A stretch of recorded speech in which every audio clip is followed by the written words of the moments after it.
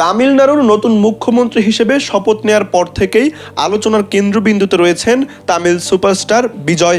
রাজনীতিতে তার ঐতিহাসিক জয়ের মধ্যেই এবার সামনে এসেছে বলিউড অভিনেত্রী প্রিয়াঙ্কা চোপড়ার পুরনো এক মন্তব্য, যেখানে তিনি বিজয়কে ঘিরে মানুষের উন্মাদনাকে দেবতার মতো বলে বর্ণনা করেছিলেন। 2002 সালে মুক্তিপ্রাপ্ত তামিল সিনেমা তামিজানের মাধ্যমে অভিনয় অভিষেক হয়েছিল প্রিয়াঙ্কার। ছবিটিতে তার সহ অভিনেতা ছিলেন বিজয়। সম্প্রতি এক পডকাস্ট সাক্ষাৎকারে প্রিয়াঙ্কা জানান, এই ছবির শুটিংয়েই তিনি প্রথমবার তারকা খ্যাতির প্রকৃত রূপ দেখেছিলেন। তিনি বলেন, তামিল ভাষা আমার জন্য একেবারেই নতুন ছিল, তাই সংলাপগুলো ধ্বনিগতভাবে মুখস্থ করেছিলাম, কিন্তু সবচেয়ে অবাক হয়েছিলাম বিজয়কে ঘিরে মানুষের উন্মাদনা দেখে। তিনি যখন নাচতেন বা তার স্বাক্ষর ভঙ্গিতে কিছু করতেন, তখন শত শত মানুষ শুধু তাকে দেখার জন্য দাঁড়িয়ে থাকতো।